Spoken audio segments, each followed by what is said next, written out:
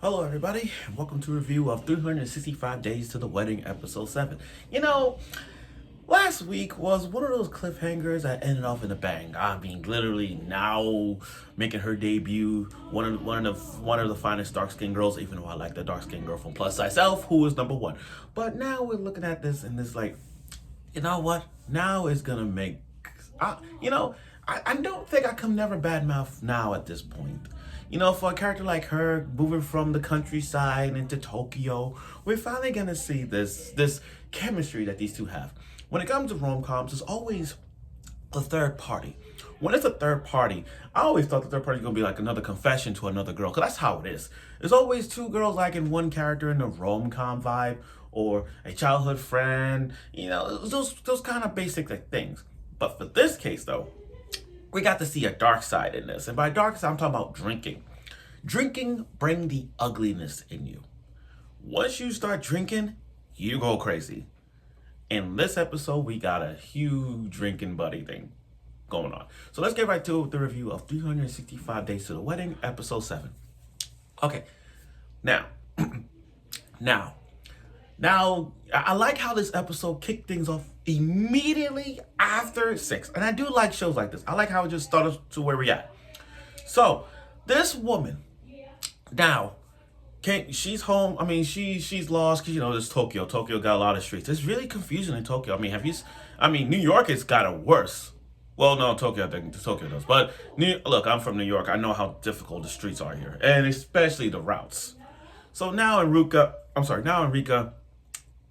no, Rico's helping now find a place, her new apartment. Little do we know is that they're next door. They're next door neighbors, except one has a decent building, one is not. But you know what's crazy about it? I thought that her apartment was right next to Takuya. Think about that. If her new apartment, like, not only is her childhood friend, but if she moved to Takuya's apartment, like next door, being next door neighbors, yo, I'm feeling some rent-a-girlfriend vibe, Kaguya summer vibe. I don't know, but I'm feeling it. But Rika and now are next door neighbors, which is good. Okay, now this entire episode is just these two bonding and drinking. Drinking. Let me tell you this again. Drinking. Now, I'm gonna get to that. So now we get to see now making some glass bottles, making a glass molder. You know what I mean? I've seen people doing glass molders before. It's very tedious. It takes patience. It takes time. It takes a lot of time making glass, like for real. You don't just get glass like that. It takes time, heat, precision, speed. I understand speed is everything, but it takes what's the word I'm trying to say? It takes precision. It takes, consistency to make glass. Now, she's trying, but she did a good job with her first glass. She made a glass that is green, that is colored green and blue because it represents it was her backstory, and I do like her backstory. As a child growing up on the countryside, she just likes adventure. She never had like girly stuff. She was a tomboyish character who just likes to go out and have for fun, throwing rocks, just jumping on stones, and just looking at the rivers or something. It's like a tomboyish version of Tomo-chan, but with long hair and dark skin. Anyway, why is I Tomo? Anyway, now Enrique decides to have a drinking bonding party. When it comes to drinking, and I've done this because I got drunk one time. When it comes to drinking, it brings out the positive, the open confessions, or it might bring out the ugly in you. And I remember this because I once went to an anime NYC. I went to anime NYC after party, guys. True story. I went to an anime NYC after party. Me, my friends, and my mom, we was partying because it was on my birthday that year, and I was drinking. Like I had three Long Island iced teas. The first one didn't kick in. The second almost, but when I took the third one and I had two more cranberry vodkas, yo, I went in. I started confessing a few things I don't want to say. I got a little bit of hectic. I was on a freaking roll, yo. Dancing to songs I don't even like, and I just went like crazy. So with Rika now, Rika had too many drinks. She drunk a lot. Both of those two girls having the time of their freaking life. They are drinking expressing their feelings. Even Rika at moments where she got angry drunk, like she's like, "Are you and Takuya?" Like she didn't want to say it, but and then they showed us some more backstories of now when she took Takuya to her secret spot. And then she was crying because she was not to get home. Believed that Takuya at a young, grabbing a firefly and took him back home, you know what I mean? And she stood up to Niall's parents at the time, saying like, "Oh, it's my fault." And she stood up to, that's a friendly bond, although some people don't see that.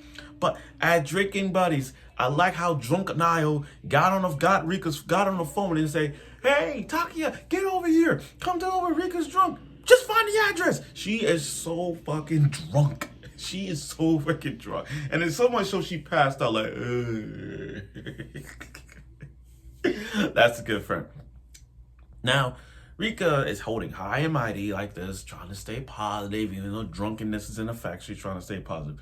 Here come Takuya coming in, and she, Takuya is just, Takuya, I had to say it, but Takuya fucked up on this moment. How the hell you come in? You sat down and immediately just said, "I like you a lot. I want you to be my girlfriend." Right off the gate. Right off the gate.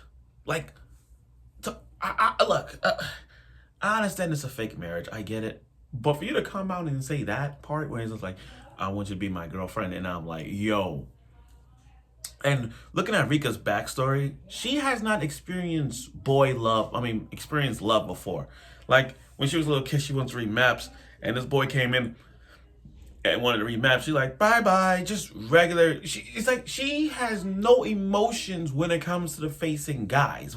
Like no freaking emotions, and I get that. I really do. She has no emotion with how to respond to a guy confessional, where a guy approaches him, say hi, that kind of thing.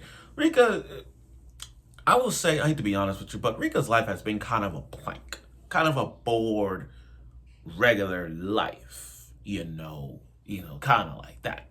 So I don't blame her for that, but I kind of see that kind of thing. I do. It's like a purple heart that she has, she doesn't know how to express the feeling. She just got that. But this is the drunkenness that Rika's going. This is the drunkenness that she has. And then all of a sudden we got to see Takuya in that silent mode. He's like, "I don't know what to do. I just said it. What should I do next?" Both of them are in that mode of like utterly silence. What's going to happen? What is to say? I don't know. I was sort of laughing, and then what's craziness about it is that now is completely drunk, did not hear anything that happened. She is so drunk, she didn't even hear his confession towards Enrique. That was so funny. And then at the end of this bizarre moment, all he did was this. Bye.